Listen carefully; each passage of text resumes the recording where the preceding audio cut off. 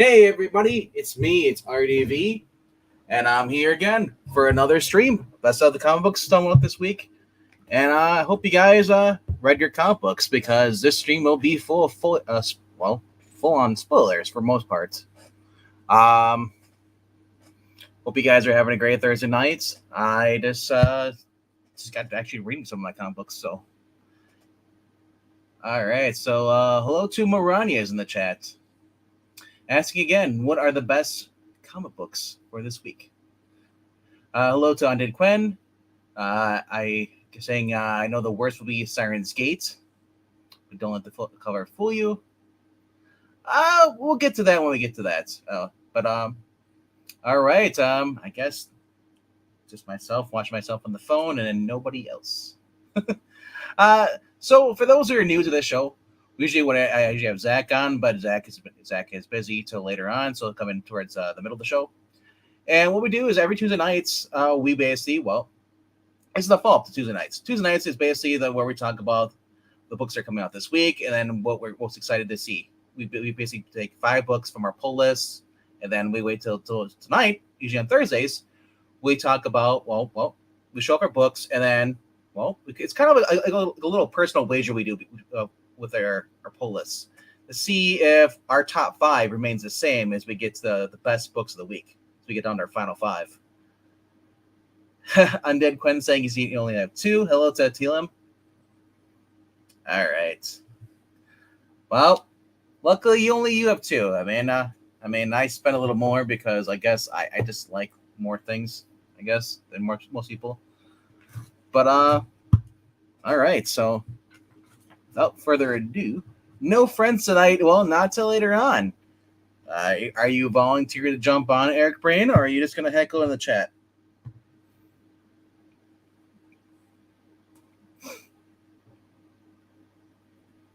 All right. As far as I know, I'm the only one streaming. There's no one else in our circle streaming against me, but could be wrong. All right. Chat heckler. Okay, sounds good. All right. So that being said, I might as well get my books going here. All right. Starting off with my number 16. I had 16 books this week. That's right. Next is at the bottom of the pile. Pretty much this was a filler issue. I expected more from this series, and I guess they're going to start a new arc, or this is the last issue. They haven't really said that I've noticed. But man, art was good, but it just felt like a weak ending to the main overall plot. But hopefully it'll be better. All right. Number 15.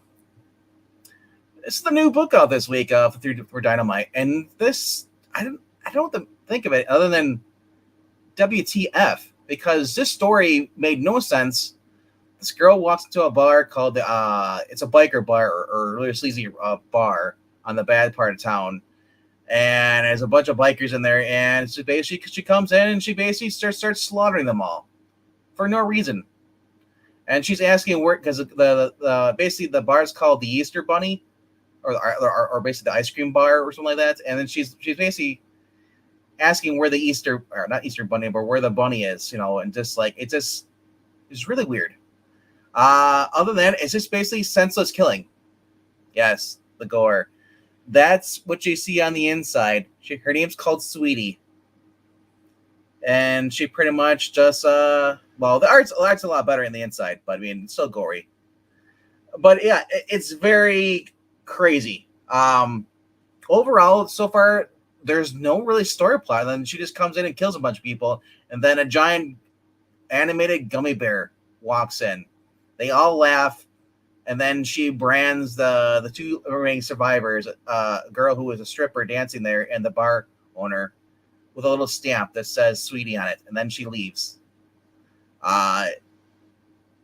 Yeah, I'm not sure what to make from it. The story that's pretty much a story right there. So that's why it's at the bottom of the pile. All right, on to number 14, and yeah, Now this book, it's lower down the list because there's a lot better books out this week, obviously. But it was still the story is still intriguing. The problem is the art and the cover is what you're getting in the interior. And if you did not know this, you are probably in for a shocker because, well, this is pretty much like a webtoon comic or web comic, I should say, because they're using it's a model system basically for creating either video games or something like that. It's called Daz 3 model maker or something like that. It's not new technology, but it's been around for a while, and it's just the art's good in a sense. But I mean, if you're not used to it, it does come off really cheap in the sense because it's not normally what you'd have in a normal thing. It felt more like a video game or a webtoon game, you know. But it's like I said, it's the basic. It's a cliche story. It kind of reminded me of Chastity, the 2014 reboots, where she gets goes to meet her a favorite book author, and she gets turned into a vampire. In this sense, she pretty much gets approached by somebody, and they think she's dead, but since she's woken up, she looks like this now. The guy basically gives her an invite at the bar she's working at, and so she goes to meet her favorite author. After that, as she's leaving in her Jeep, you know, it's there's something on the road. She swerves. Her car basically hits a tree stump, and then the guy basically gave her the invite, comes and helps her, and basically starts battling the werewolf as she flees. Like I said, it's Daz 3 is basically the way to describe this, because that's what the guy uses for all his art. And so that being said, if you're not into this, you're not going to like it. Being said, though, it's not my cup of tea, but it wasn't a bad story. My problem was the art, because the art is not normal. So it might take me a while to get used to it, but I don't know. I'll check out the second issue. My only problem with this is that this is a really weird venture for Dynamite to be supporting a comic like this. This feels really indie. I mean, super indie. This shouldn't even be a Dynamite brand book. But who knows? We'll find out what happens. All right. Number 13. The Hulk. Yes, I paid the extra to get the incentive cover because the original cover is shit. This is what you'd have. If you're going to have a Hulk book, all you need is the number 9 and then Hulk smashing. That's all you really need for a Hulk book. And have a good story in the interior. Because the covers we're putting out for Marvel right now are just crap. But the story is another problem I had with the story is mainly that it just I didn't know what was going on. It's just all I know is that he's basically like, I guess Cates is in love with Star Trek, wanted to write a Star Trek book, but they wouldn't let him. Then he finally just had a temper tantrum. So now we have him in a starship controlling the Hulk and the Hulk's brain, and he's split himself into different versions of the 1960s Star Trek characters. But like I said, I don't know. I kind of wish I just wouldn't have bought it at all, but at least the cover's nice, right? That being said, I don't think I'll be continuing much more with Cates' Hulk because at this point, I think it reaches climax with the whole Hulk versus Thor versus Iron Man. I mean, I don't see how I can get better. Maybe I'm wrong, but this story was bad.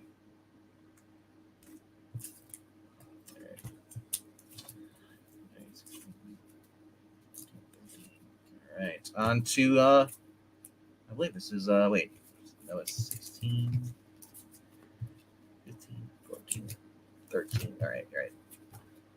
12. Yeah. Hold on. I guess I gotta send Eric Breen a link here. Let me go on Twitter. Poison Ivy has been a okay series for it's you, Willow Wilson. This is actually I admit this is my first comic written by her that I've actually read, and I gotta say it's actually been alright. I like the fact that there's no Harley Quinn in there whatsoever. Ivy is pretty much going around and just trying to spread her spores, kill people. And then they talk about how apparently she was made by Dr. Floorbush, or I guess he's basically the villain of the Swamp Thing. All right.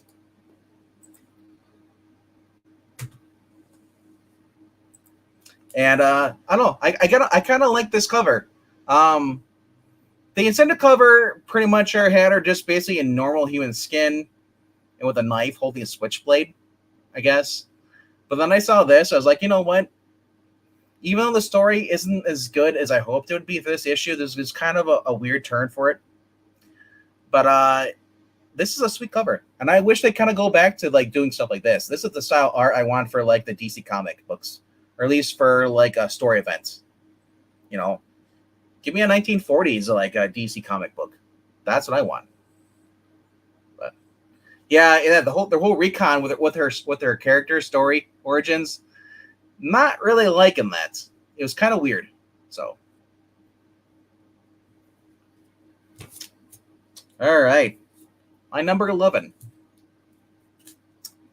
Peter David's New Fantastic Four, at the conclusion of the issue, wraps up basically with the priest that's in this book. It's revealed that he's actually the son of Mephisto for some reason.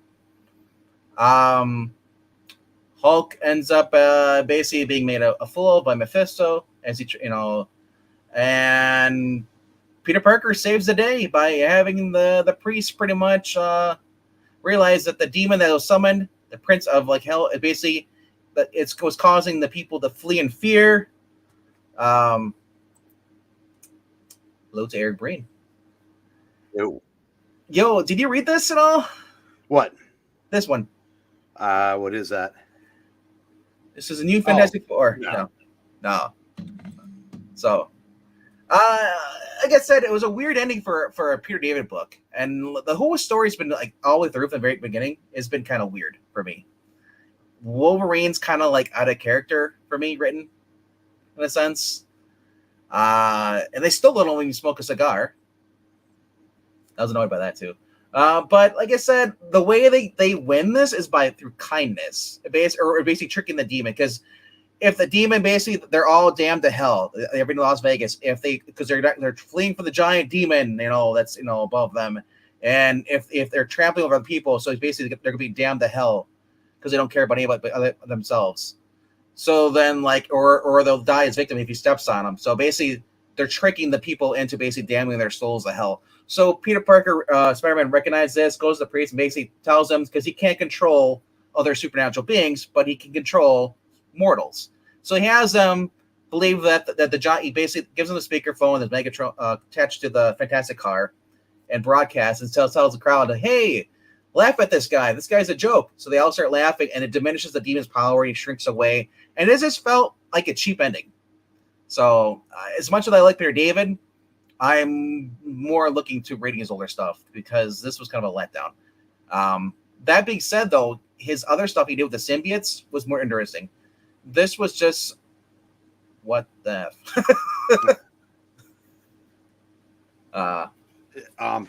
one of the reasons why I came on was you were reviewing Siren's Gate. Yeah. Now, if the art looked at all familiar to you, you have probably a bunch of his variant covers in your collection. Because Shannon Mayer is he's like Sun Kumanaki, Peach Momoko, Art Germ. His covers are, his forte. This is his first crack at doing a sequential story and writing, and it shows. But it does. But it's beautiful.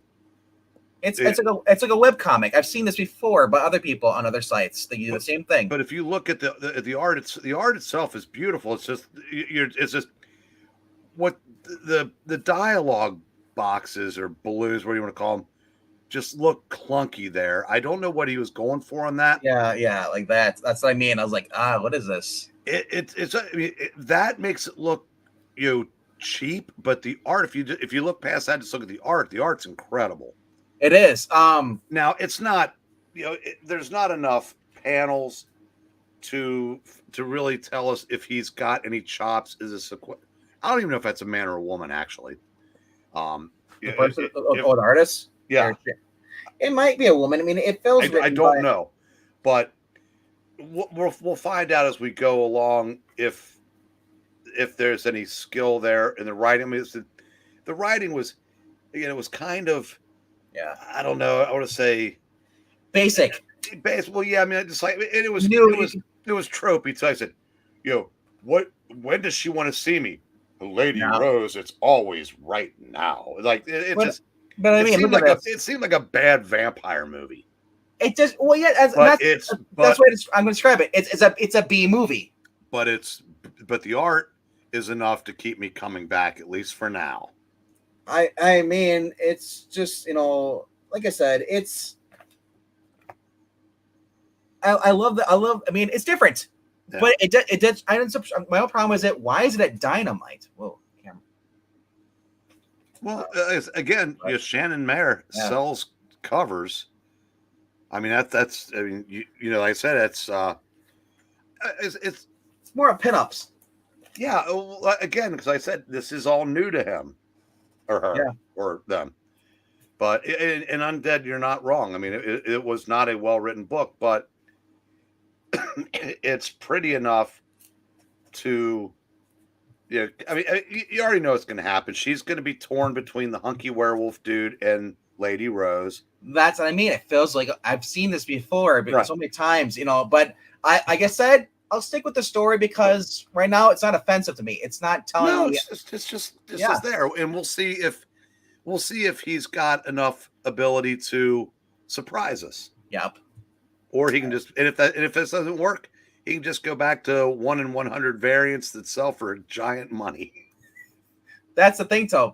But like I said, it's called Daz 3 Studio, or basically I've seen this before. It's only times where people actually charge money for this. You want to they'll ask you to pay $3 at least to read it. It's nothing new to me. But I was just shocked. I'm like, whoa, what?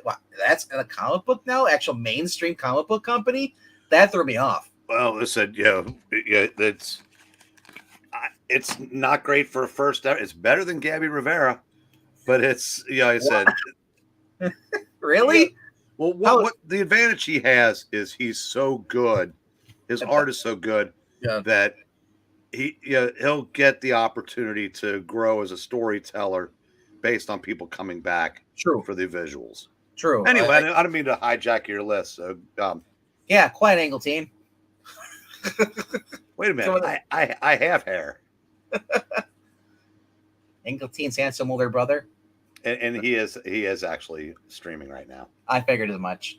I was like, went down with Dead here real quick. I'm guess he's streaming with the funky Undertaker. Put him in a coffin. That's what I think all the time.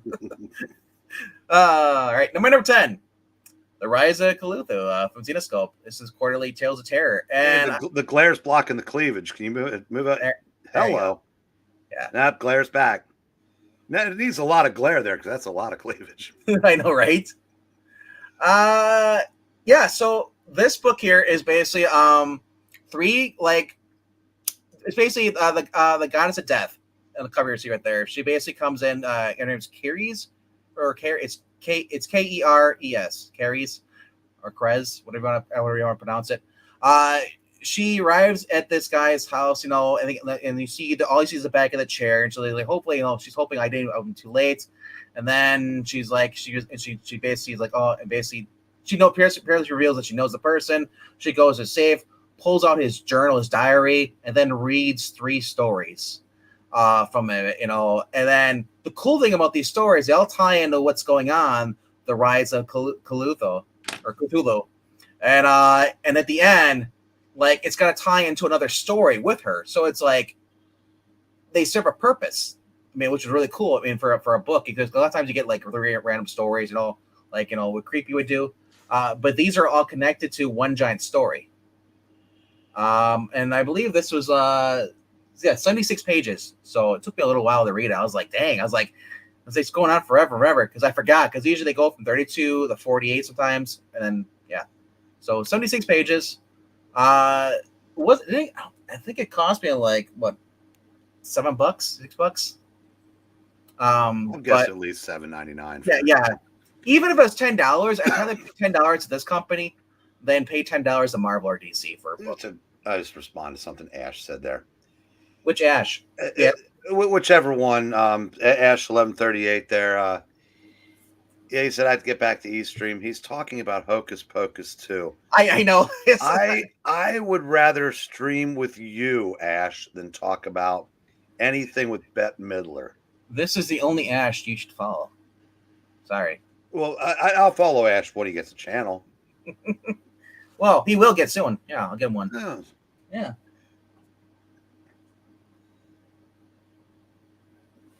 I kid, of course. All right. So that was my number 10. My number 9 is a book. It's chapter 4, part 1 of a series. Only way you get it is if you order through the website, because I've never seen it hit the news shelves until today. Hell Witch versus Lady Death. Okay, let's talk about this. Wow, is this like Brian Pulido himself from his Kofi comics? It's this part 4. It's the tie-in to that Deathoclips, I guess you can call it. Yeah, Deathocalypse. No, there's no P in there. It's just Deathoclips, or Deathocalypse. Yeah, weird. Okay. It's Wargasm. Now we have so many lesbians in comics that Lady Death is one now and doesn't even know it. Yes. The Hell Witch on the left wants control of basically wants to torment, make Lady Death basically see her dead lover and think he's come back, he survived, all stuff. Promise to marry him, and it's just and then reveal to her that he's really her whole entire time, then kill her. It's and she basically puts a glamour spell on herself. Basically makes herself look like the guy, her Lady Death's husband, soon to be husband. And then at the end you see basically her and then wearing the suit, and then there's I'll pronounce you wife, and then it cuts off the W. Wife and wife. Yeah. But yeah, I saw the price. The price kept me away from that one. Yeah, I know. But I figured, when's the last time you see? I've never owned a Brian Pulido comic book before. I've never really actually bought one, so I probably could have bought an older one. Well, I'm old as hell, so I've had some. So the first thing I did not expect when I opened this up after bringing it home, because I didn't even open up, I just bought the cover. I was like, okay, I'll get it, whatever. I'll figure it out. I'll review it. The channel for a laugh. Yeah. Holy crap! Is there nudity and sex in this? I was not expecting that from Brian Pulido. There is topless babes. There is the debauchery. There's all that in there. Yes, I'm a little disappointed that someone like you, who I've held up to, is like the moral compass of us all. I feel as though you've fallen. Fallen in love? No. No. It's not. The art's not bad. Like I said it's. I probably. I don't want to fall back into the trap of buying a bunch of new stuff. So I'm just saying. Where's the Greg Rucka review? I don't know. I just said, yeah, it's a number one. Look, I'd have been disappointed if you hadn't gotten that. Honestly, it's the first issue of 2, but it's the tie-in to it's chapter 4. So and they give you a short little brief review in the beginning. Let's thank God, because I needed that, because I had no idea what's going on. But even if I didn't read it, it's like all I know is okay, she's just it's a smut story. That's all it is. I think it's a little smut. There's a little bit of fighting, Someone had a stronger sword than the other one. No, it's not a sexual pun. But like I said, it is just a weird book. This is one of those books where you wish Al Rio were still alive. And I bought it. I didn't even look at the price. I just picked it up and grabbed it. So really, it could have been $10. You can get in trouble for that in some places. Well, I mean, I don't go to those places. Okay, because I said if you don't look and just grab it. Exactly. All right, so that was my number 9. My number 8 is a book. Is Junkyard Joe. Junkyard Joe. I didn't know what to expect from this. I mean, I guess I had. It's just like with the way to describe this. I had an idea of what the character was in my head, what it was going to be, and then he changed it. Kind of like what Kirkman did with his what's Firepower. An idea what the character is going to be, and then you find out, that's not the character. You know, there's time jump. This was still a good book for Jeff Johns. Takes place during the Vietnam War. They send a guy in. His name's he didn't really give his name at all. All he knows is he's quiet. You know, and then he basically it's revealed later on that he's a robot. But I mean, like it's kept up pretty good for being a war story. And then I guess the next issue is going to tie in is going to tell exactly his backstory, where he came and why he was a robot. But there is a Nixon cameo sighting in this book. Ernest got a chance to draw Nixon. You know, it was Gary Frank was the artist, right? Yeah, it's Gary Frank, I believe. You know what the reveal in issue 2 is, don't you? I do not know it. I didn't look at the preview for issue 2.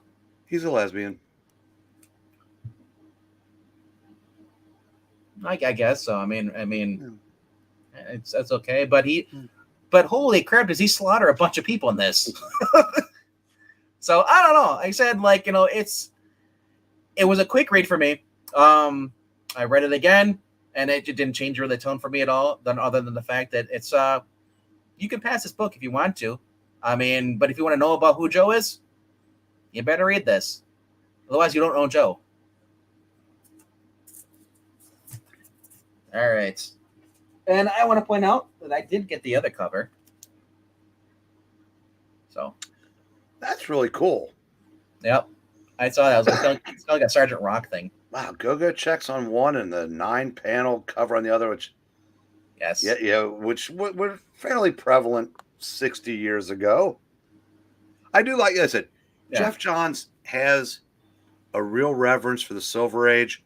Sometimes it works, like when he does stuff like this. Sometimes it doesn't when he uses his powers to purge every vestige of the Byrne, Stern, Wolfman era of Superman. But true. Yeah, in this case, it works, definitely. All right, my number 7 is a Dynamite book.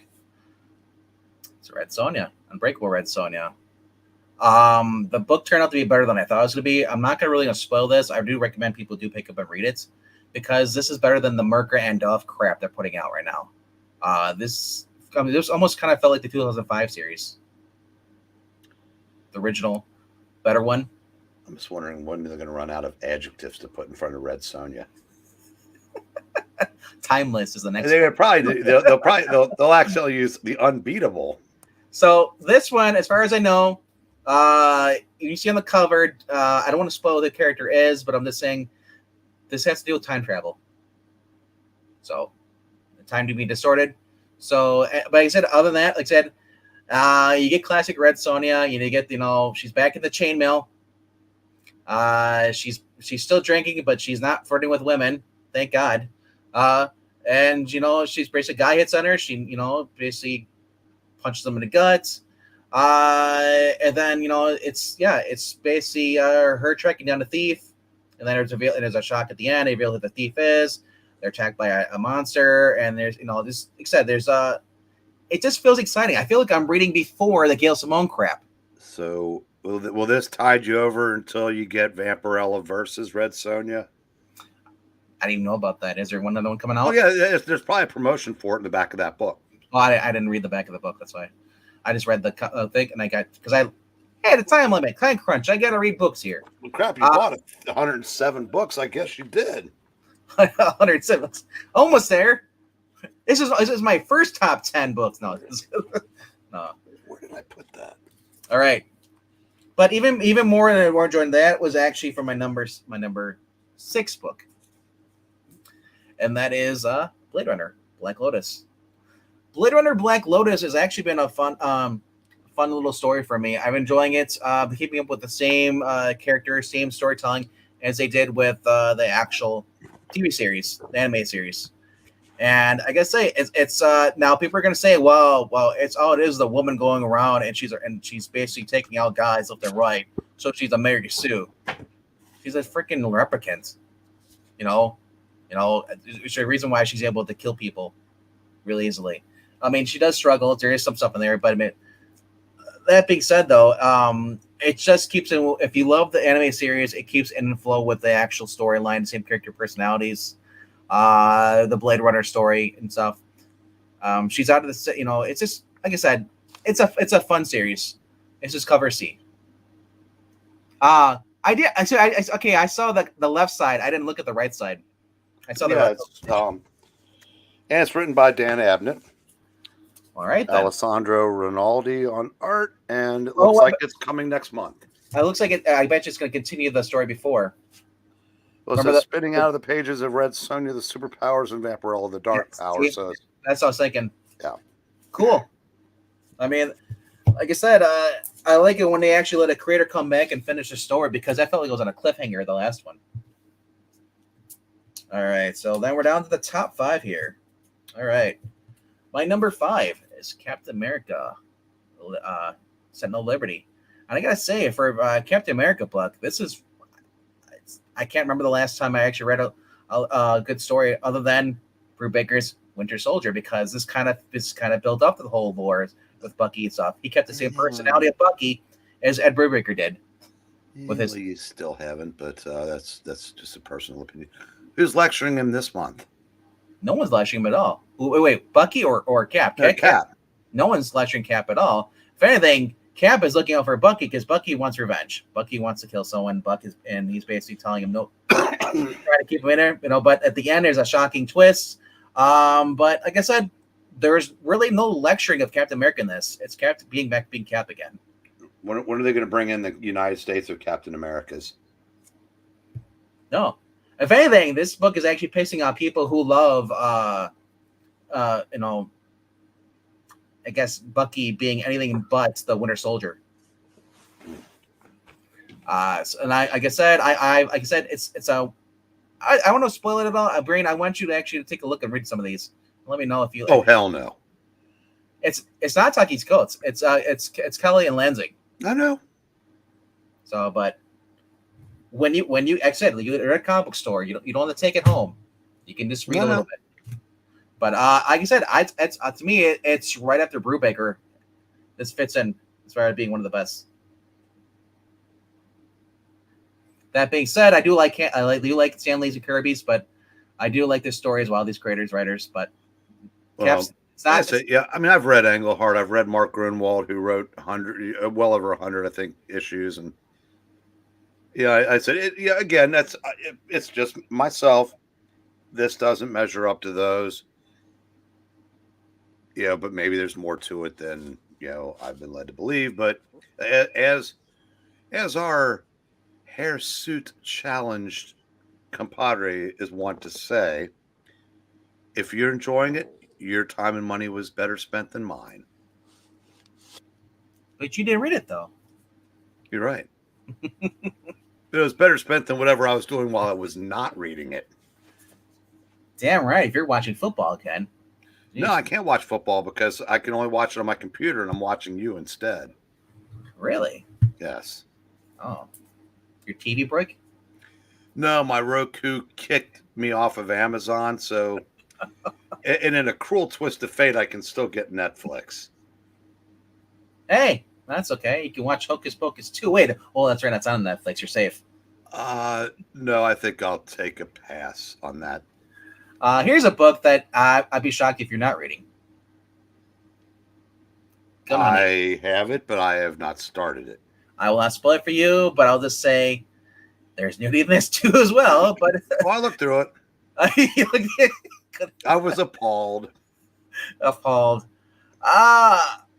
Everything you want. I mean, when Brubaker says it's a good book,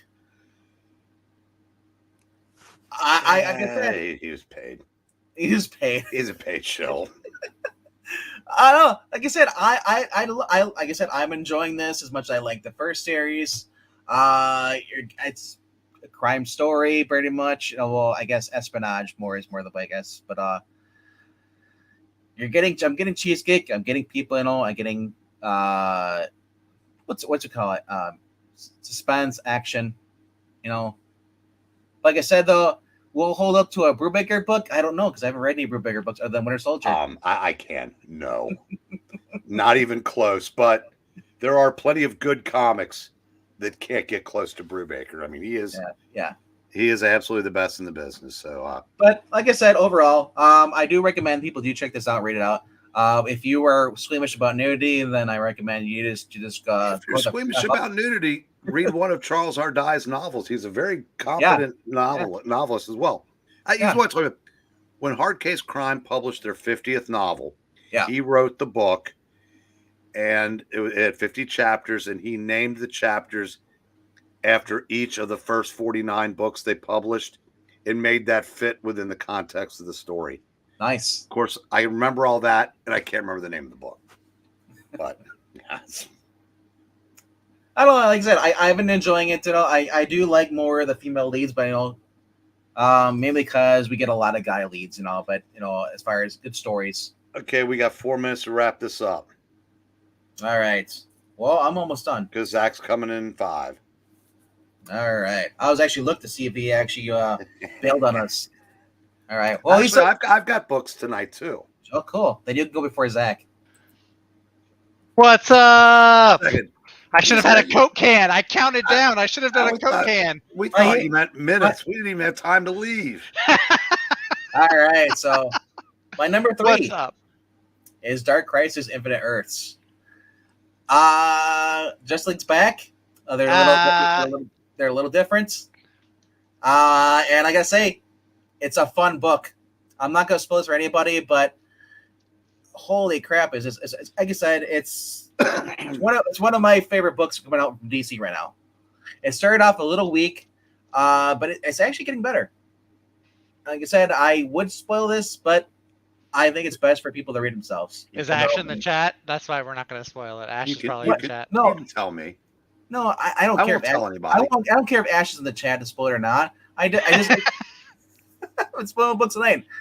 It's a common thing. If you don't like that spoil it, then don't watch my channel. If you don't like my reviews, don't watch my channel. That'll work well. Oh, am I loud? I'm sorry, Undead Quinn. Hang on. Sorry. No. I can never tell if I'm loud or not. That shirt's loud. This is my work shirt. This is a nice. Did you wear that? Did you wear that on Tuesday? I don't think so. Did I? Okay. I don't know. Either way, like I said, the art's great on this. It's this. If you can see, this is Daniel. I think Daniel Sampere. Sampier. Sampier. All right. Sampier. All right. Wasn't he the master of the pan flute? Oh no, that was. Is that guy? No, Zamper. Yeah. Yes. So it's a fun book. There's only two more issues left of it. Literally, it's Joshua Williamson is actually just knocking out the park on this. I gotta say, it's better than Junkyard Joe. Sorry. Shut your mouth. Who wrote that? This is Joshua Williamson. He's probably the most talented writer they have at DC right now because of Venditti's being kicked out, I guess, and so is Jurgens. Jurgens is going. Jeremy Adams. Well, Jeremy Adams is good too, but I'm just saying I like Josh Williams doing a lot more than Jeremy Adams is, and he's holding up his end. That is true. All right, so on to my number 2. And all right,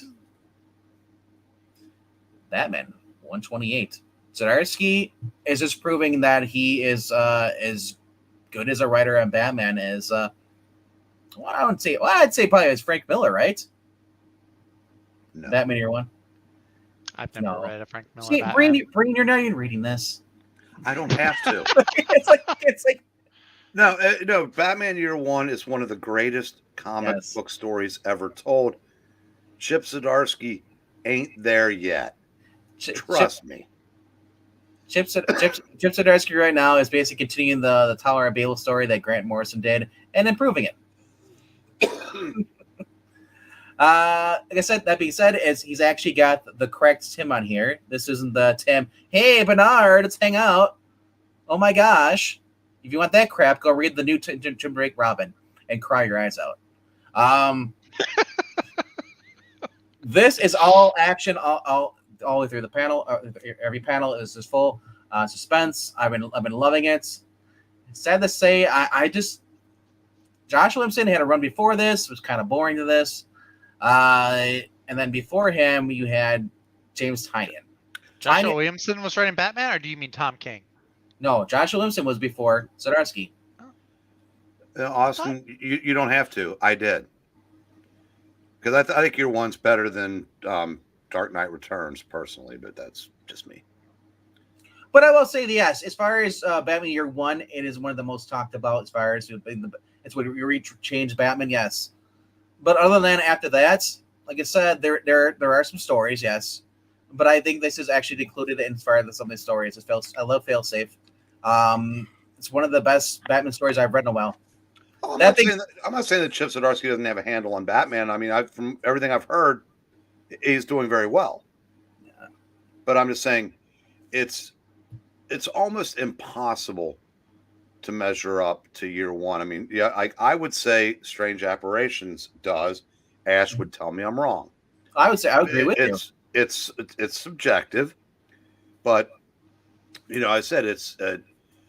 But that said, Chip Zdarsky on Batman, given the trash fire that company has become, take the win, because there aren't many to be had with DC. Well, you're finally getting Batman back to being Batman. That's what I like. You're getting too. Yeah. I mean, I said, I understand Ram V's doing very well with Detective. Yeah. And I said if DC hadn't, pissed me off to the degree they had, I might actually be following them. Yeah. All right, number one book, better than Batman this week. Maybe it's because I'm just got a little bit of nostalgia, but this was nonstop fun. If you're a fan of the cartoon, I know some people who read the comic book, the series, but they liked it more. This is what we should be getting from IDW for as far as Ninja Turtles. There's no Jenica. This is just straight up Zach jokes. Yes. And you found me out. You found me out. That's my pin name. Every character I'm reading this book, I'm reading it in the voice actors. Basically, I hear them in my head and read this. To me, that's a win because there's not many books that are based off the cartoon versions of them that that actually are great. That being said, it keeps the host. It's basically I felt like I was just basically reading an episode or a transcript for the new episode of the original series cartoon like this. I just had fun. And I just said it is worth the $4. This right now it sounds almost exactly like that G.I. Joe Saturday morning cartoon. No, this is well, I know in that you were reading an episode because the G.I. Joe book was like that. But it is kind of funny that you kind of borrow from as far as like almost like the X-Men have their own danger room, but in this sense, it's a virtual reality danger room they created using old video games that of Michelangelo's that Donatello basically rigged as he does it always in the cartoon series. And something goes wrong, and they're trapped in there, and they have to defeat these games. There's Mario Kart, Mortal Kombat's. There's what was the other one they had? Bebop and Rocksteady are on top of a building, chucking down barrels at Raphael. He's getting irritated because he's like, "I hate this game." He gets hit in the face with a soda bottle. I think it was called Cherry Rush, or something like that. And I forgot what the other game was, but at the end, it was almost like they had to capture the flag, like almost like a Halo thing. It is just overall fun, and like I said, it's by far to me the best book of the week coming out, and I want to see more of this. I really don't. I've tried reading the IDW Ninja Turtle books. I just can't get into them. To me, they're just not that great. Now that being said, because this is what I grew up with. Is Jenica in that? No. Then it's not good. Is Casey Jones in that? April O'Neil is. They do mention Casey Jones, so I believe Casey Jones will be coming in the next issue. Okay. I'll allow it. And like I said, there's peanut butter and raisin pizzas. If we're not progressing with the times, I just don't hear. What is going on? Ash, I read more Batman than Zach or Vank. Are they fighting in the chat? Everybody's read more Batman than me. I didn't start reading Batman until a month ago or 2 months ago. Batman Word is Murdoch compared to stuff by Alan Grant. Chuck Dixon, Denny O'Neil, and Steve Englehart says you have a black cat. Zach saying he enjoyed the Strange Operations. I hope so because you reviewed it with us. I know. I could have said I don't remember that story. What was All it? right. Strange? So was it strange or was it an apparition that I read it? Asha comments, I've read more Batman than Zach or Vank. Yeah, that was the first thing you read. The first comment you read. My bad. I'm just reading down the list here. All right, and I did get another book, or at least 2 other books. Oh, okay. These are reprints because I'll never have enough money to own them or get them or read them where they're actually clear and not distorted. For being so freaking old. I know what's coming. Ooh, I like it. And when you show the other one, we will talk. Yes. Because I've got a bone to pick with one of them. All right. Now I'm curious. Well, I haven't read the second one, so if they retcon something in there, No, it had nothing to do with that. Yeah. All right, and then because Breen's salivating at the bite or the bit, Salivating. Whatever. Oh no! Okay, that is not the other one that I got. Ooh. Blah blah blah. Like I said, I saw this and I was like, dude, this is like. That's neat. I'd rather pay the $4 for it updated, being color and being bright brook, a bright, enough where I can make out the characters. Well, they started the trades over again a couple years ago, so I have it in a remastered also. Yeah, I don't know what book, other book you're talking about, but this is cool. I'll show you. Look you're at done with that. Yeah, this is cool. Track. See, to me, one of the things that makes those books fun, like I said, if you don't already have it, then this is the way to go. Yes. If you don't have the trades of the original issue. But for me, like the other one I got was obviously Superman #1. Oh, I almost got it, but I put it back. Now, I have plenty of comics from 1972, so I know what the covers look like, the back covers, the ads and stuff. I don't have a whole lot from 1939. In fact, I 38. I have nothing, or 39, whatever years, like 40, whatever year they came out. Hey, Jim Sorensen.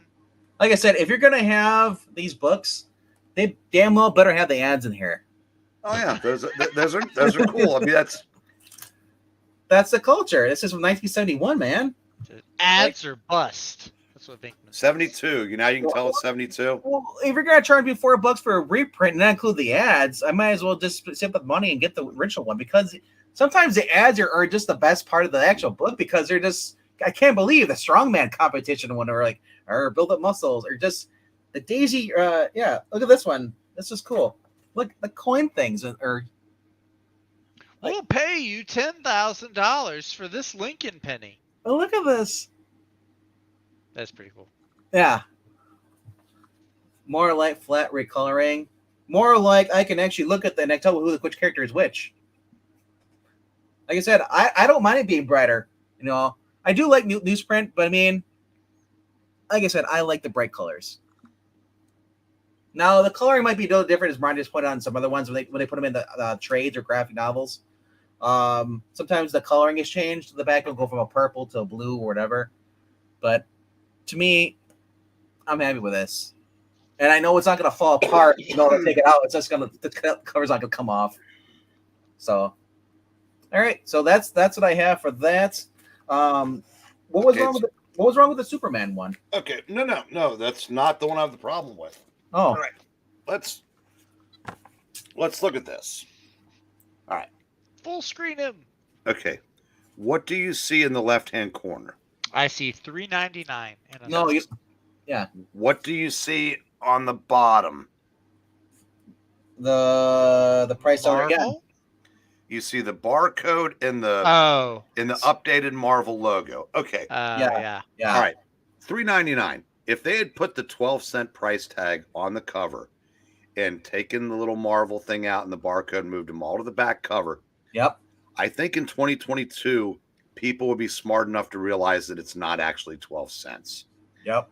Now, for the absolute garbage tier dumpster fire that DC has become, look at the cover. Yeah, it's clean.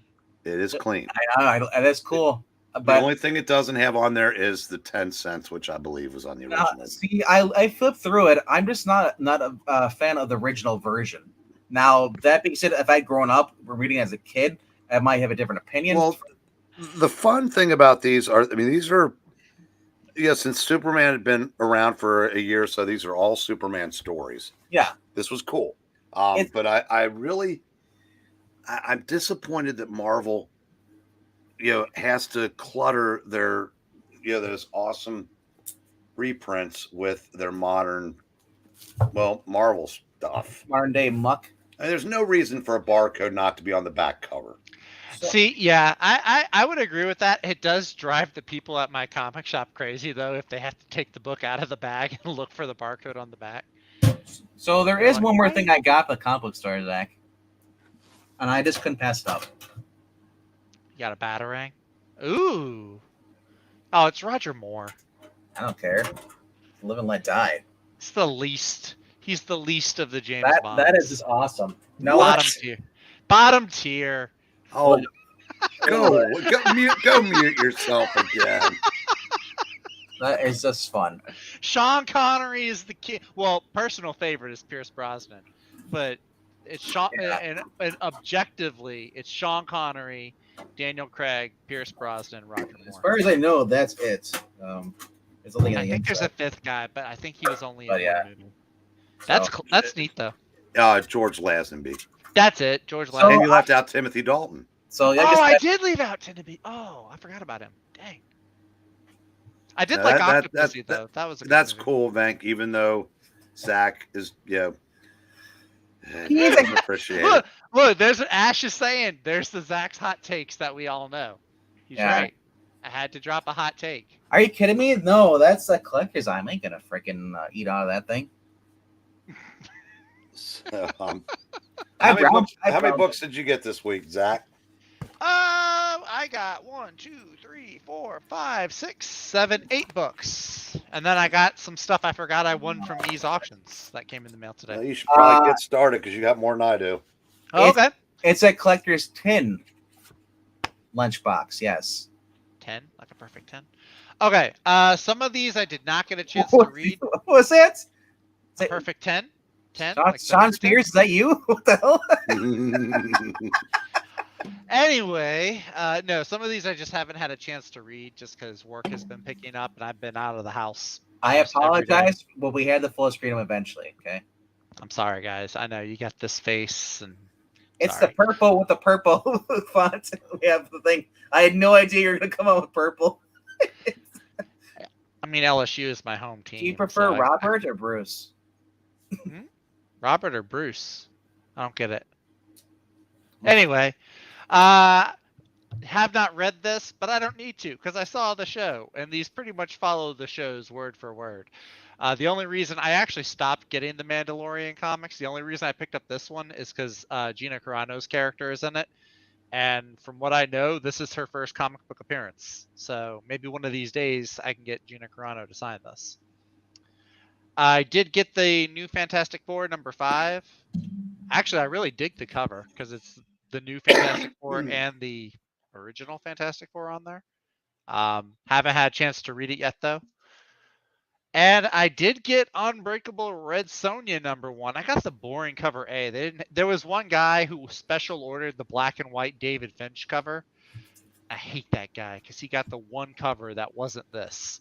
So, but I am going to be reading this one. You son of a bitch. I pre-ordered it, bro. Not just kidding. Okay, Zach, I'm gonna explain to you why that's not as big a deal as you think. Why is that? Sure, it may seem like the end of the world now, little fella, but a couple weeks from now, you're going to have read the book, you're going to have bagged it, boarded it, taped it up, filed it, and then you may look at it once or twice again in your life, and it won't seem like such a big deal. Ash, since you're not going to read it, I'll tell you the reason why there's a flat-chested girl Sonya because it is Sonya. This is a child. This is a child. It's Child Red Sonya. And then there's grown-up Red Sonja behind her. Time travel. Woo! Time travel. Anyway, I did. So these are books that I have read. Incredible Hulk #9. Oof. Number I 9. I told you that's the original cover. That's why I paid the incentive. Actually, she is not in here as much as you think. She only makes an appearance on the last page. There's actually really cool. The first like half or so of the story is actually really cool. You find out that Bruce has a Samson protocol where he has like this psychology session going on with Doc Samson. I actually really dug that. I'm thought it glad. was really I'm glad one of us did. Oh, good. I missed you ragging on it. That's good. Oh, I didn't have to rag on. I was actually standing up and peeing on it. You missed that part. Oh, that's I was pulling disgusting. a little Hobbs, and I'm just peeing on it. Kelvin and Hobbs. I was just taking a piss on that thing. That's gross. I enjoyed the issue. Next up, I have Sentinel of Liberty, number 5. Hold on. You can't show that. I already showed it once, and Eric Breen ragged on me. He said he doesn't like the book. I liked this actually. I thought it was pretty cool. I enjoyed the story. Bucky looks like he's gonna be a bad guy again. Now, did you get the whole Brubaker kind of feels to that? As far as the ending part with Bucky? Tiny bit. I like how it was mostly an action story overall. The only thing this writer and Ed Brubaker have in common is eventually their stories have a last page. I'm still waiting on Brubaker's. I enjoyed it. What are you talking about? Brubaker? What? Okay, anyway, moving on. Now we're in my top 3. I'm sorry. I'm not a part of the cult of Brubaker. I'm going quickly. You're not one of the cool kids yet. You're not. Hey, wait, I'm a cool kid because I like Brubaker. That's right. All right. He drinks the Kool-Aid. I'm a cool kid. Top 3 books. Top 3. Dark Crisis, number 5. I got the Identity Crisis cover, which I dug. Yeah, Venkman was saying it. This is turning out to be a really cool story. I'm really liking a lot of the stuff that they're doing. At a weak first issue. A pretty weak first issue, but then after that, it seems like it's been elevating and getting better. Oh, well, I mean, when you bring in the JSA, I'm kind of like, oh, the JSA is JSA, the Titans. They've been doing some good stuff with the Titans, not those other guys that Tim Seeley also, or we what's his name made. We get Pirate Changeling in this too. It's Beast Boy. Pirate Changeling. I didn't pop into your review and start yelling Beast Boy. You don't pop into mine and yell Changeling. Hello there to Extreme Movie Show. Yes, that's What? right. Sunday cheerleader camp from the 80s slasher movie this Sunday night at 7 p.m. Eastern. Interesting. Be there, or you're not a cool kid. Okay. We do also get the Infinite Earths returning in this. They're bringing back the Infinite Earths. So there's that. That's kind of cool, I guess. I got now my number 2 book this week. So basically, this undoes the best story DC ever told. If they're bringing back the Infinite Earths. If you want. Well, they did, not completely. I'm just going to hide behind this and just. Ash, I take umbrage at that. This is the black and white. I found out, so the black and white versions, by the way, it's not just the cover, the interior is black and white as well. The black and white versions, if you pick these up, the proceeds go to benefit. There are 2 veterans charities. One is in honor of Jeff John's grandfather. The other is in honor of Gary Frank's grandfather, both of whom served in the military. I commend you, Zach, getting a book that I know you only enjoyed half of. Actually, I think it really, the story and everything, I am going to go back and get a color version just to see the differences. But I actually thought, shut up. I actually really enjoyed it, though. The black and white, you would think that, like, the colors would be better, but I actually really liked it. The whole book's in black and white? Yeah, the whole book, the whole interior, the whole story. So basically, they couldn't afford the colors for the rest of the books. I mean, I don't see it like that. It's like, well, like, think of it. You get like one of those old Marvel's Essentials. Those are all in black and white. I gotta say though, at the end here, I do love them. They give the links and stuff, advertising, supporting like your veterans and charity stuff funds. Yeah, they do. Now, Hush up to heal them. I didn't have a black and white moment. See, some of it is like there's this really cool shot. Yes. Yeah, no, they do have at the end. They also have like this really cool because it's about the main one of the main human characters is Muddy Davis. And so they even show him like creating the character Junkyard Joe. Did you know that character's black? Yes. Also, do you know the Doctor is basically a Hawkeye? It's Alan I Alda. did. You know, when I saw that, I was like, I don't know if it's because I saw some MASH scenes recently or what, but that guy looks a lot He's got like. the whole thing. So yeah, they do have the veterans dedication. So the characters throughout the story, they do have the little biographies almost on them, and then at the very end, they also talk about the two charities, one for Gary Frank's grandfather and one for Jeff Johns, which is really cool. And then at the end, there's also a tribute to Pat McCollum. Yeah, so also, there's here I'll show. Geiger stuff. Why did you shrink me? So I want to show Hawkeye. Oh, hey, okay, that's cool. Yes. See, look at that. It's totally Hawkeye. That is Hawkeye. that is Alan Alda, sir. Yes, and with some doodling. So really good story too. I wasn't sure if it was gonna take place like in the past or if it was gonna take place like in the Geiger timeline. Really good story though. So really good. I'm not sure who this is, but it's a tribute to Pat McCullen. That's what I was literally just talking about. No, I want to show the colored version for you. Okay. So.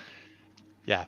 I've never really cool. Guy, so. If you haven't picked this up yet, I highly recommend the black and white ones just because, like I said, the proceeds do go to both of these charities. One is the National Coalition for Homeless Veterans, and one is the VA, Veterans Aid. So nice. And probably the best advertising they have on these books. It's a pretty thick book too. For $5, this is a really good length. Like a lot of pages. It's like a cardboard almost cover too. Almost like one of those cardstock covers. Yeah. Worth it. And my number one book this week, it is Vinkman showed it off earlier, so it's not going to be a surprise. Wait. Oh, okay. I thought it was going to be the other one. What other one?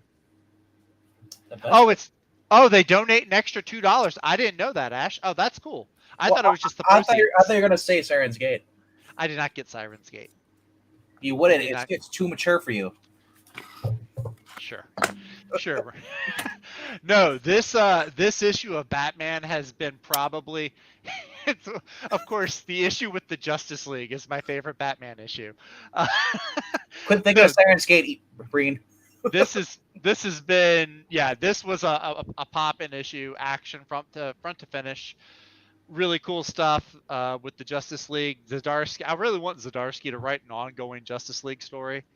He did write a miniseries last year, but I would like to see him take.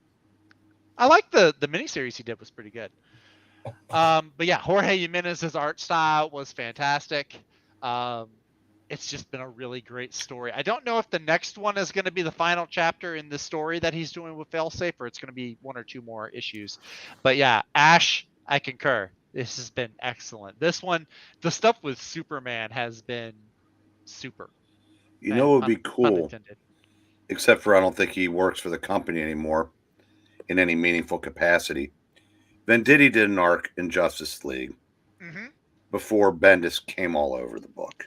That's true. He did do, I think it was one story arc he did. Might have been two. Yeah, they should rehire him to do Justice League and have the first thing he does, his first issue, is kill off Naomi.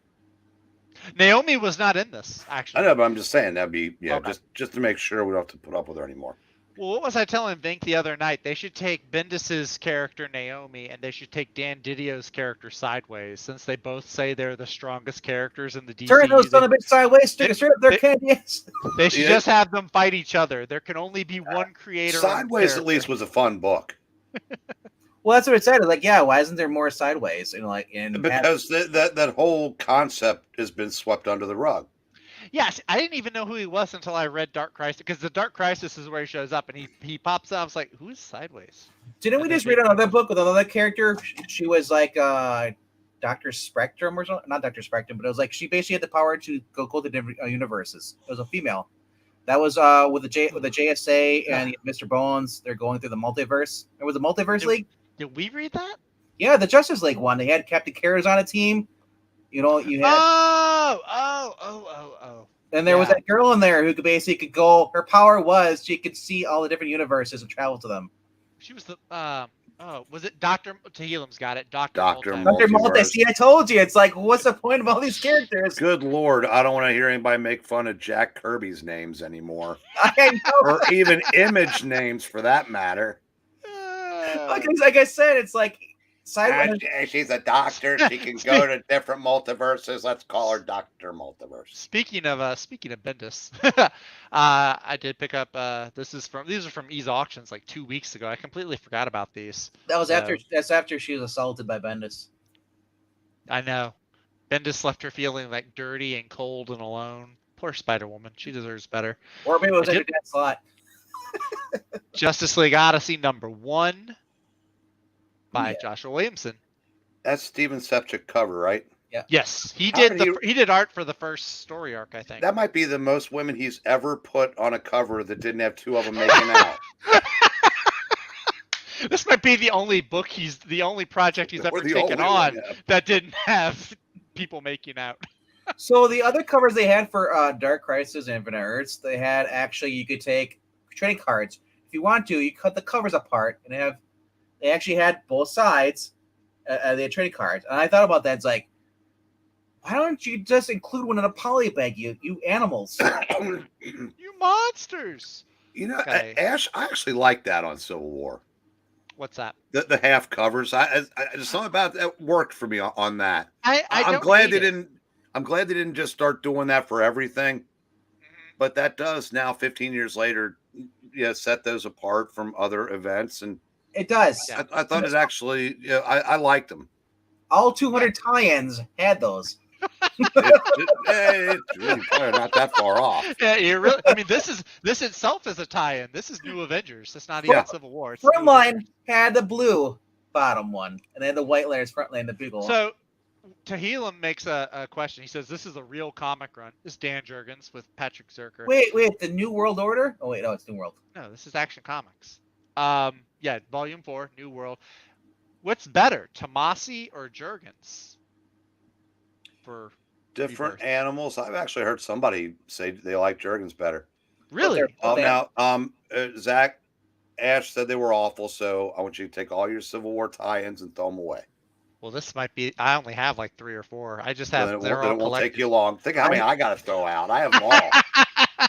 I mean, I sold all mine. I got $80. Last thing I got today, Volume 7, New Teen Titans, Wolfman Perez. Good size. You know what's missing from that now? The half cover. Don't worry, Donna Troy. Oh, I thought you were gonna say Donna and Starfire. I was like, don't worry, they're on the back. Is he wearing a tank top? Who? Cyborg? No, that's his normal outfit. I know, but it looks like a silver tank top. I got the unitary on, guys. Make fun of Cyborg like that. So stall for another minute, and then I'll show what I got. Okay, so Ash is saying Tomasi's run is better than Jurgens. Interesting. All right, now Tomasi gets. I mean, if you poll 100 people, Tomasi's gonna get probably 60+% of the vote. Probably because his was more rooted in the family aspect. Jurgens seemed to be more focused on the Daily Planet goings on. Oh, okay. And there was a story about the fake Clark Kent that didn't know he was Superman or something like that they had to deal with. So, I mean, they were very good. And I think we can all agree that they were both a lot better than Bendis. It's true. It's very true. Says Jurgens had a fine run. Tomasi was just special. Okay. Let me see. Oh, there was this isn't comics, but I'm just stalling for time. They did drop the trailer today for the Super Mario Brothers movie. I do want to say this, though. This is a great way to stall time. Is actually a new game show we started last week. Oh, what's that? Guess what Zach is wearing? Is Zach wearing jean shorts? Jeans. Blue jeans. Is he wearing khaki shorts or just plain khakis? Or nothing at all? Is he wearing pants at all? Leave your... All right, while you guess, I will show what I got.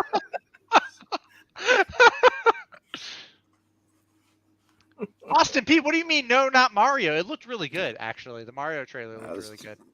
Well, I showed them before. The Spider-Man #1 facsimile. The Ubermensch #1 facsimile. Oh, that essence. That's the other thing I noticed too. Is the shield on his chest grew like 3 sizes. It's Well, like the Grinch. It's like the well, I Grinch's said heart. this was about 6 months after he'd been a villain in their original concept. Speaking of growing 3 times the size, there's Gun Honey. Hey! I, I did not see an issue of Gun Honey at my shop.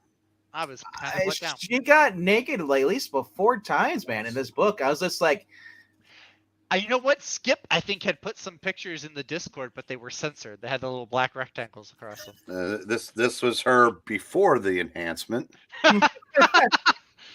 That's when she first gets to Hollywood. But we talked about this one already, so that's. I just gotta say the design on that character, it just reminds me of a '90s Buffy the Vampire Slayer. She looks like Danielle Panabaker as Killer Frost. Yeah. Shudder. Oh, okay. I will. Did you get this, Vic? No, I did not. I passed it up. How come? I'm waiting for the next Alter Ego back issue come up. No, because I thought, so that's.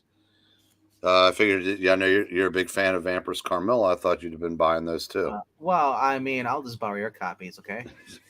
And the back issue came out. Yep. Ooh, I like that. There's supposed to be one after that. I was looking forward to. Yes, this one I was looking forward to because I like these characters and. Yeah, I thought it was kind of neat though. Oh, son of a bitch! You crinkled it. No, wait a minute. Let me see here.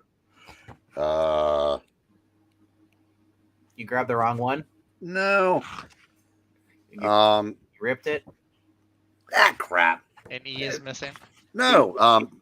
Jerry wrote the article on Union Jack. I didn't have to pay for this. He gives me a free one every time he has an article in it. I told you. Damn it. I told you I can borrow from you. Just send it my way. And he told me that too. I never listened. And this has been out for a couple weeks, but I got this. Now that's cool. That's neat. This is dense as London fog. Holy crap. It's like, where are all the pictures? Look at this. Look at that. What on earth? But I've seen terms and conditions wait, pages with bigger fonts. It's not a magazine. That's actually a trade. Yeah. It's. I thought it was a magazine at first. I was like, wow, that's what I thought too. No, I thought it was a magazine. Yeah. It's from Tomorrow's. This is great. I highly recommend this to anybody. It still has vision to read it. Yeah, well, no, it's. That looks small font. It is, but it is readable. I can imagine if you're reading it, you look up, or it's like, where did I leave off? I can't find the word. I know you got a magnifying glass. Literally, the bifocals. We'll tell and just look. Ash, that'll be about enough out of you. I don't know which one I like less. 1138 or On Comics. Hold on, Eric. Eric, you don't listen, so you don't know what he's talking about. That's true. You don't acknowledge. But I do read. Wait a second. I don't know what he's trying to say. Does he saying that you're deaf and mute? Because he says Eric doesn't listen. You don't say, so you don't say either. You can't say. You can't speak. How old is Ash? If he's using that saying, you don't say. You don't say. Yeah. That's a novel size. She's a beauty. That's right. She's a dish. No, but anybody that likes comic book history, that book is a must. I'm sure it's very insightful and stuff like that. But I said, I look at that font, I get a little intimidated. That's a lot to read. Well, the problem with that is it's probably like what it's like to read one of those like John Steinbeck novels. You can bang on it for an entire evening and you go, God damn, I got through 10 pages. But that just means a lot of enjoyment ahead. Well, the worst part, it's like a Tom King novel. There's only 3 sentences there. They just keep going. You know, Jack Kerouac wrote an entire book that was 1 sentence. I think it was called The Subterraneans. How many adjectives did he use? I don't know, but it wasn't that. It was only like about 90 pages, but it was 1 sentence. That if it looked like that, it just would run. Oof. Zach's prettier. Put him on full screen. I'm All not right. prettier. It Don't says stop. he says he used to watch my channel, but he stopped being my friend. Aw, sad face, Ash. That's how life works. Get over it. I would watch his channel if he actually showed up for a Monday night stream. He's been off the last. I know. I mean, You should I just change your channel to Ash off on Mondays. I just I'm a little troubled by that last comment. I'm just saying I keep reading and ahead. So far, and the boys, I'll be 3 weeks ahead of Ash as far as stories go. Ash is being Ash's friend right now. Hey, Buck up, little slugger. I just gotta say this: Ash holes stick together. Oh, Ash holes. I heard you. God dog it. I heard Ash you. on Ash on comics. I don't like that at all. God, remember we were doing a comic book stream? Where did that go? My God. Anyway, I don't know. You showed up. You knew I was gonna be here at 8:30. Well, it all went south when Ash started a clandestine relationship with himself. Although not so clandestine, it's right there out in the open. How many Ashes does it take to stream Mondays? 2, 3? Yeah, Ash, and then there's on comics, and then 1138. All right. That being said, all right. So I'm gonna go back over here. I think we only had 2 guesses about what Zach is wearing. What were the guesses? Marnie is saying you're wearing jeans, but she didn't describe what type of jeans. So she's hoping that covers There's one kind. There's blue jeans. That's it. There's dark jeans. There's black jeans. You could be wearing the red jeans. I don't know. That's weird. I don't have red jeans. Why would I have communist jeans? You do have bad jeans. My jeans are awesome. Thank you. I'm not wearing jeans. Austin says you're just wearing nothing under. You're naked in there. It's a jaybird. I'm not naked as a jaybird. I'm wearing a shirt. Zach is wearing Zach. Wow, did you skin another Zach? Yeah. I went to the same multiverse that Ash got his new partner from, and I killed him. And Wait, so is Miranya's tree alive in that other universe? In that universe, Miranya's tree wears you. The tree has replaced us all in that universe. It's actually Groot in the other universe. Yeah, maybe. So I was thinking it's like those trees from the Evil Dead. All right. So anyway, stand up, bro. You need to know. I'm not standing up this week. Well, then I guess I'm gonna say it's not blue jeans, and I'm gonna leave it at that. Austin P, you're the winner since he won't stand up. Draw your own conclusions. He is naked. I'm not naked, but I'm also not wearing jeans. Those are the only 2 clues to the puzzle I will give you. You're wearing your boxers, really? I'm not saying what. I'm just not standing up. Wow, I'm proud of you for not standing up for yourself. The important thing is, Kat, I'm alive in this one. Yes. Yeah, because this is the one you're stuck in, Kat. So take that. Yes.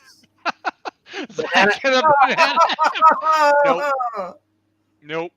Let's cancel that. Let's squash that theory right now. That's only on Monday nights on Ash at 11. I'm never going to be on Zach on Adult Swim. Comics. Pretty much that channel is.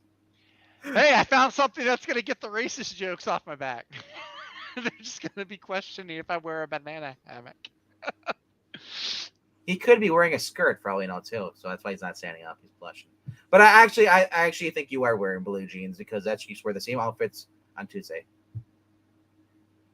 Was I wearing this shirt on Tuesday? I don't even remember. I know you've worn that shirt before on here, and I asked you what maybe actually no, it was last Thursday. Okay, so I washed it since then. Khakis. Now Marty's saying it's khakis because she wants to be wrong. No, she wants to be right. You change your answer if you want to be right. All right. Anyway, doesn't matter. You're all winners. I'm going to give you all participation trophies. We're all winners. That's one of the things that led to the downfall of this great nation. Well, now I'm going to lead our chat to the downfall of this great chat. Tomorrow night is actually we have it's Friday night. That means we have another retrospective. for those who are wondering what we're going to be reviewing tomorrow. Well, I Is it know, an excellent- Breen, are you with us tomorrow? No, You're not. He's not. Ooh. no, I'm dog sitting tomorrow. Remember? Oh, that's right. He's dog sitting. I think That's right. Ash, if you are available too, this is the book you would probably want to read and review with us because it is uncanny. Actually, Bream brought it up. Actually, I Yes. think he brought it up Yes. recently. Focus. It's what he called the original. I did. I said Exterminator yes. story. If you want that story done well, do that. Focus, doggone Yes. you, camera. It is the Uncanny X-Men, issue 244. Is it the first? Yeah, 244. Is this the first appearance of Jubilee? Yes. Okay. Yes. That's why when you look at it in a price guide, it has like $75 next to it. Yeah. Oh, that's why. Yeah. Yes. Yeah, Dazzler, Polaris, Storm, Rogue, and I forgot who the girl in the purple is supposed to be. Psylocke? Yeah. She had a cape That's- back then? Maybe. And is you this were back when talking. she was? Is this back when she was Asian with the Yeah, with the British and brain? Okay. The art is Mark Silvestri, Yep. which means it's light years better than the crap you were going gaga over. I don't know. The story is by Chris Claremont, which means its universe is better than the story you were going gaga over. I will not deny that. I will not deny that. But Well, there's no denying either one. Mark Silvestri is a better artist than whoever Hack did that. I just gotta say this for someone who's never read comic books. Ex-women, bigot. Taking that out of Ex-women. context, that sounds really bad. Yeah, I do think that's funny that, you know, when they did that series that basically was the beginning of the end for Marvel, the book with all women, they go, where were you fools in the 80s when it was 80% women then? They weren't reading comics. I know that. Well, and you know, and unlike the ones from about, these were actually women who looked, acted, and dressed like women. Because it wouldn't be complete without them going to the mall and go shopping. Hey, if nothing else, the Exterminators book that we read, you can't deny they did dress like women. I'm gonna laugh if I see like a Radio Shack in this book. The mall, the different stores. Boom Boom was definitely dressed like a Yeah, woman. it just, but it was, yeah, there was the forced cursing there. I mean, this was written the way people that imagine what it'd be like to have friends, how they would talk. This book, 244, was written by someone who actually had spoken to women in real life and knows how, you know, and he had help because his editors were women Yeah, that were take that were that. talented. Keep Take talking that, Heather talking. Antos. so I can record this. I'll play this back later, so I have your review. We'll play it during the retrospective. I'll zoom in on you. Let's have you talking. But Frugy? Who the hell's Frugy?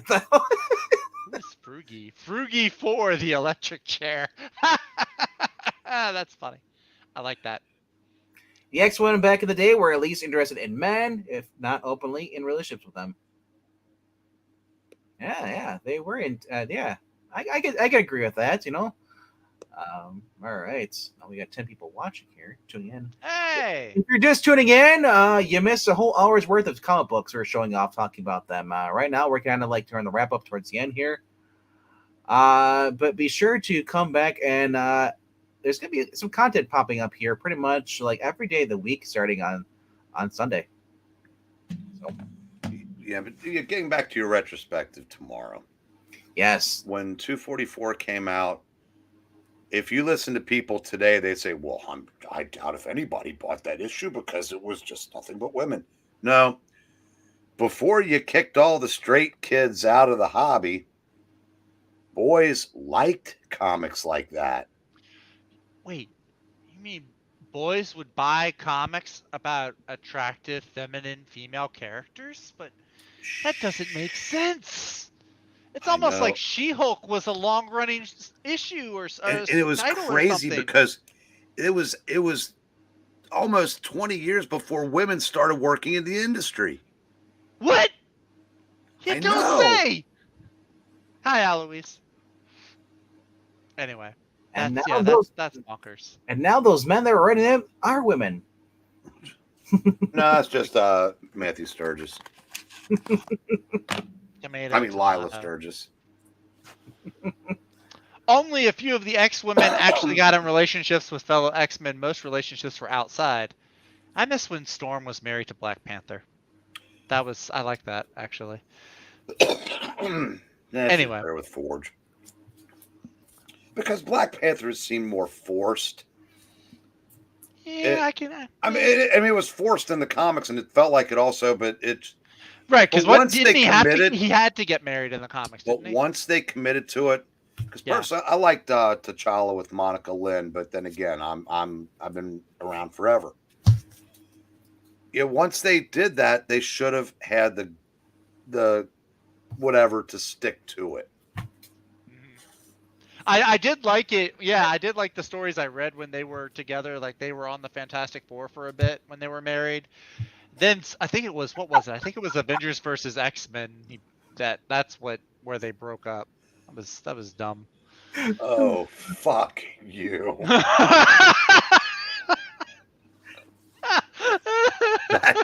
Don't worry, we don't count in the stream. I gotta say, that one is probably the leader in the clubhouse. That might be his best one ever. That's a pretty good one. That's a really good one. All right, so I'll just do a quick recap of my books for those who might have just showed up now.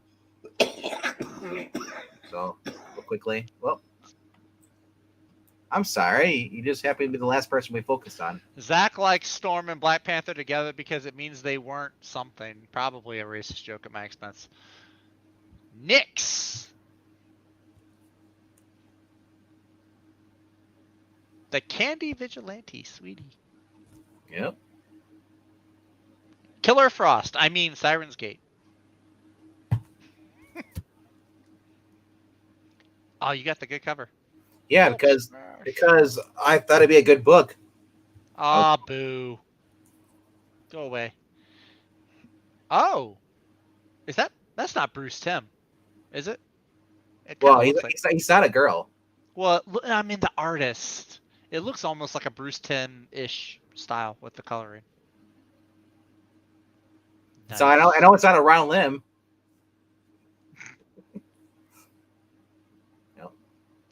Oh yeah, that's the new Xenoscope. Yep. I saw it. Oh, you didn't get the Jeff Spokes cover. The Jeff Spokes one was really cool. That was with the one where she's on the tree branch.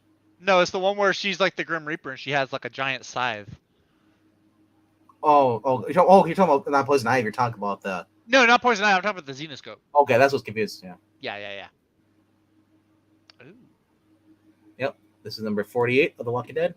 Now, Ash, before you got here, Venkman said he'd rather spend $10 on Xenoscope than 10 on a Marvel. So he did differentiate. There you go. Go checks. Really good book. The story in there is phenomenal. Oh, that's the cover that I really wanted. The black and white version. That was cool. Hell Witch and Lady Death. God. I'm so mad I didn't get that.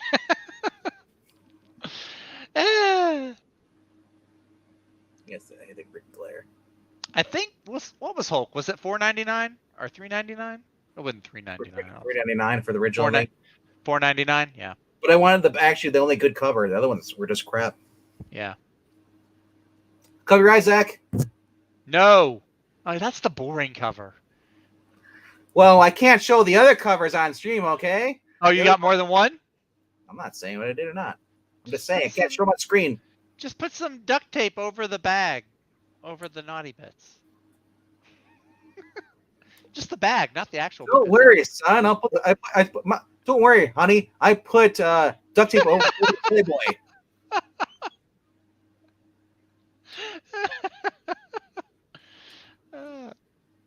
I don't know why it's Batman and Tim on that cover. The Justice League should be on that. That's true. Heroes in a half shell. Right. Power. My question is, why do you care how much I spend on books? Ooh. That's my question. Oh. Just because you're too cheap to buy stuff yourself. Ooh. I don't think he's cheap. I think he's picky. Which is a good thing. Which I am a lot pickier now. Good, but I mean, if you don't want to pay $4 for a book. I'm a lot pickier now with my comics than I I was know. when I first got into the hobby. I used to have like 20 books on my pull list. Now I have like maybe 10. No. And if you want to know how much I paid for the Hulk, I paid $14 for it. Did you Yep. really? Yeah. It's not that good a cover.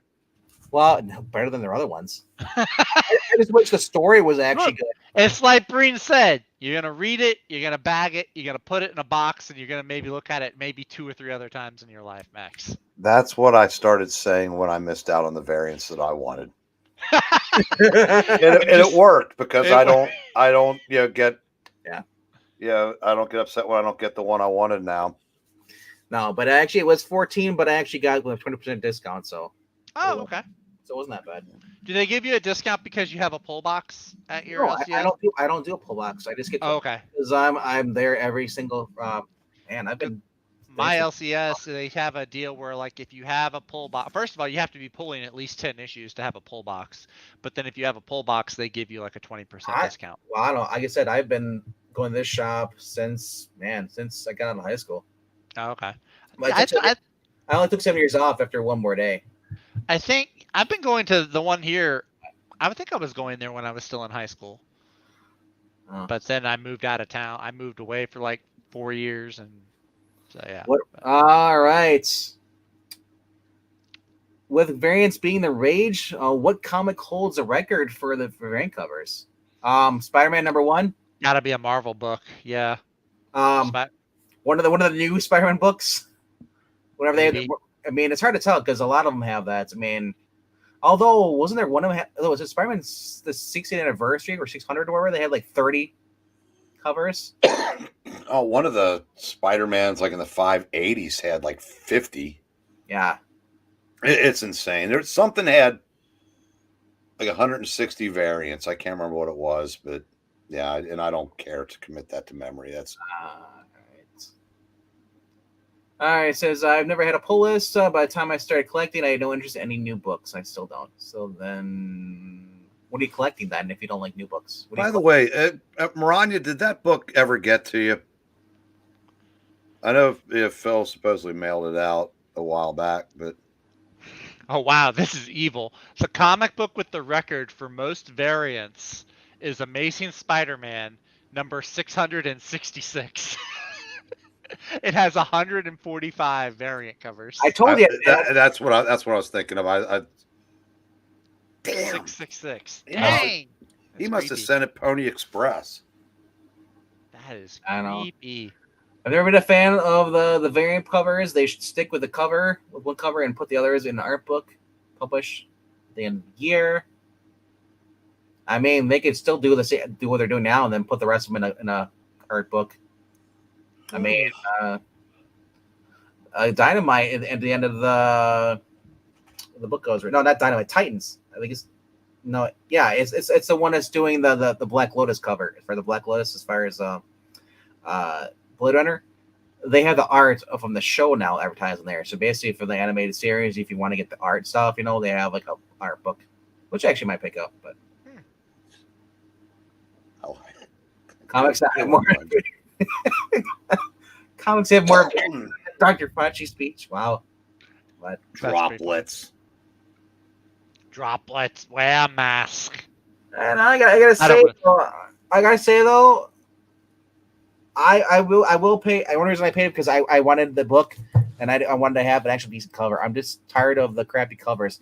If you're gonna have, like I said, if you're gonna have a Marvel book or a DC book, any book where your main character is not on the cover, what is the point of the actual comic book then?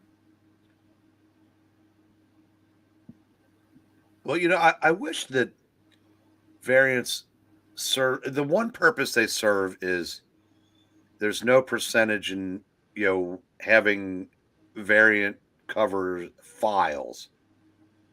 It forces the physical purchase of the book. But it'd be nice if those were actually good comics that you were buying with some of those variants. Mm-hmm. Because let's be honest, like I said, those Alex Ross variants from about 4 years ago, they were just the white borders and the shot of the heroes. Yeah. Half of those books never got opened because nobody could care less. Because if you did, the experience was ruined. I mean, it's got freaking Dracula on the book, so I'm gonna buy it because it's Dracula. If it just showed the girl and then just said Dracula, I'd be like, okay, I guess Dracula's in this book, but he's not enough to put on a cover. I mean, Amazing Spider-Man. If you didn't have even had Spider-Man on the book, you just had a Fantastic Four, you'd be like, okay, I guess one of them's a chameleon. Well, I'd be curious when you read that, Bank, if you like it enough to continue that series. This one? Yes. We read this on East Channel, actually, I believe. Did we? Yeah, we did actually. I believe you're right. You know, sometimes you can read something live and really not pay attention to the story because you're, it kind of like doing the bits. That is true. That's how I get through all these Fantastic Four books. I'm just but because I think it's a spectacular series. I mean, this is a series. Well done. Is this a series that Blade spawns out of? His first appearance is in number 10. Ah, cool. Which is why when you're looking at those, you see 150, 180, 180, 2200. Right? Yeah. Like I said, I mean, I would love to have more. And I guess there was, before Werewolf by Night, there was some werewolf books, wasn't there? So. Yeah, but like I said, Werewolf by Night was a good series. Tomb of Dracula was a superior series. It was the best of all the Marvel horror titles, and I don't think there's a close second. The problem is, though, didn't they kill? I thought they killed him out, the Dracula, at the end of this. So then it's just. He got better. It's comic books. If Yeah, your name's not Uncle Ben, you're gonna. Yeah, he came back. He appeared in a Thor story, an X-Men story, and then a Doctor Strange story where they created a formula that would do away with all the vampires on Earth. And for about 7 years, the only vampire not Morbius in the Marvel Universe was Hannibal King, because somehow the spell didn't work on him because he'd never taken blood from a human. Because he was a good guy. He was one of the Night Stalkers, and he was a regular in the second half of the Tomb of Dracula series. Well, not like the third, last third of it. Also, if you don't have any vampires, then who's Blade gonna fight? Well, he had some time off. Jim Sorensen says the variant that annoys me lately is Sergeant Rock and the Evil Dead. It's an expensive variant, and they put it in a bag like the Death of Superman. And it's Frank Quietly's art, which I don't really care for. So It's an acquired taste. It's a very I have not acquired that taste. Yeah, read All-Star Superman. You'll acquire it. Maybe. I read, what was that book? Jupiter's Legacy? Still haven't acquired the taste after reading that. I like the show better, actually. Ash is about to get really mad at me for saying that. Well, I'm going to go acquire some sustenance, so I'm going to let you guys finish this one up. All right. Cool. Thanks for letting me jump on, and you're welcome. You guys have fun tomorrow night. I'll be there in spirit. So, alrighty, sir. Good night, kids. Have fun with the dogs. Yeah, hey, Spider-Man. Yeah. That's right, Ash. I have the hot takes. That's right. Speaking of hot takes, this might not be a hot take. This might be a normal take, a mid take. Super Mario Brothers movie looks pretty good. Some people say Chris Pratt doesn't sound enough like Mario, but he only says like 5 words in the whole trailer, so there's not enough to go on. Keegan-Michael Key's Toad is pretty hilarious, though. Hey, look, it's back when Peter Parker kind of looked like a snob. Yeah, look at him. He does. Look at him, hands on his hips as he's walking downstairs. Now Uncle Ben and Aunt May are gone, and Aunt May and I are alone now. Look at that forehead. That God. Either that's man. He looks like Hammerhead, like a young. No, he looks like Hank Hill a little bit. Who? Hank Hill. Him? Oh, Hank Hill. Oh, he does. He does kind of look like. All he needs is a trucker hat. Well, yes, Ash. Chris Pratt is voicing Mario. Jack Black is voicing Bowser. Keegan-Michael Key is Toad. Anya Taylor-Joy or Anna Taylor-Joy is Princess Peach. Yes, that is true. All the Italian, Japanese Super Mario fans. Charlie Day is voicing Luigi, and Seth Rogen is voicing Donkey Kong. which Wait, I really who's doing Luigi? Charlie Day from Okay. Always Sunny. Wow. I'm surprised. You know what's going to happen? That What? the guy who originally played Luigi in Super Mario Brothers, he's going to get pissed off. He's going to say they're whitewashing the character. Well, no, Charlie Day I think is Italian. I think he is pretty Italian. I think he's partially Italian. Yeah, it's animated. It's Dude, done by the same. if it was done live by action, DreamWorks. oh my gosh! If it was live action, I'd love it even more. I don't know if I would love it. I kind of like it because it worked. It kind of Mario. Then there was Detective Pikachu, and now Sonic the Hedgehog. All the computer animated Nintendo characters. We're gonna get a Super Smash Brothers movie. Why not get the guy from the games? Well, first of all, we don't know what this is supposed to be. It's supposed to be like the guy from the games. No, the voice actor from the games. He does have cameos in this. I don't know why they didn't get him. I think they wanted Chris Pratt because Chris Pratt is a big draw, and True. of course you would get the hardcore fans, but normies don't know. I even forget the guy's name. But Chris Pratt, I hear Chris Pratt, I'm gonna go to the movies. So I think it's a normie thing. Well, pretty much, yeah. As he said, It looks really, really good though. All right, but that being said, we do ask you to stick around as far as watching stuff on this channel. We got stuff coming up. Friday, there's a retrospective. There is a She-Hulk review for the puppets. I heard there's a Daredevil sighting. So there was a Daredevil something. I don't know if it was a sighting. Yes. I haven't watched the last 2 weeks. So. I haven't watched it yet at all. So I've been watching Andor and then also well, there's nothing on Saturday nights, but be on the lookout. There will be a reading on Friday nights. Sunday night, there's nothing going on other than there'll be a review of The Walking Dead popping up. And then for next Tuesday, check out Tim Lim and possibly Mark Pellegrini are going to be popping up here at a stream at 9:30 p.m. Central. Is that after the top 5 that we do? The top 5. Top 5's at 7 p.m. Central. Yep. And at 9:30 p.m., Hangout stream with Tim and Mark talking about Count America number 6, volume 6, and then just anything. So. Well, yeah. But actually, I wonder if oh wait, is E doing an auction on Saturday? I had no idea either. I didn't know. He said the auction was on hold. Yeah, that's what I thought. It was either on hold or he was doing them on Tuesdays. Well, yeah, he said he wasn't doing any of them. So I don't know. Unless he changed his mind. I am surprised. That being said, we do like to ask you if you want to support the channel. There is a Kofi link. It's Puppeteen, Kofi.com or .com/Puppeteen. Go to that. Drop a $1 or drop more. Goes to basically helping the channel out so we can read more comic books on the channel, paying for the Marvel apps, also, and this DC app, also paying for the StreamYard app as well. So you can pay for that, so you can do more cool things for you to help you out. Like PBS, brought to you by listeners like you. Or is that NPR? And also, if you like this content, please leave a comment down below after stream. Tell us what you got this week, and then let us know what you got at the stream. And then if you have complaints, and if you're upset that Zach didn't reveal what he's wearing, leave that down below. We accept PayPal. Not gonna happen. Also, here's a thought. Because I ran this idea by you earlier. If you want to see us do a top 5, whereas instead of just like the issues of the week, if you want to see us do a top 5 of like our favorite comic issues of all time. Oh, bro, it won't even be a top 5. It'll be a top 10. Top 10? Yeah, let's do that then. We'll do a top 10. Your top 10 and my top 10. I'm thinking at the end of this year, we'll do a top 10 books of the year.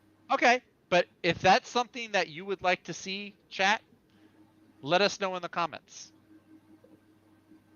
Also, people who are watching this on the replay, if that's something you want to see or listen to, let us know in the comments.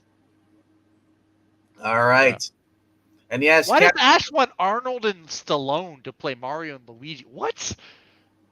No. So we can get you to react like that. Yeah, probably. Top 10 or worse. I'm not doing a worst 10. I haven't read a worst 10. That's a problem though, and that's what we talked about with over E's channel. I have comics about the Gabbies. It's so hard for me because there's a lot of books that I've read that I actually enjoy. There's very few that I buy a book and it sucks. And I'm not gonna say a book sucks because I didn't buy it, because it might actually be a decent story. Yeah. I bet you could probably take Ash's worst 10, and I could find 5 that I would put in the top 10. Exactly. See. All right. He is better. Ash, I'm about to get into a fighting match with Ash over Chris Pratt being Mario. Yeah, look at me. I'm Mario.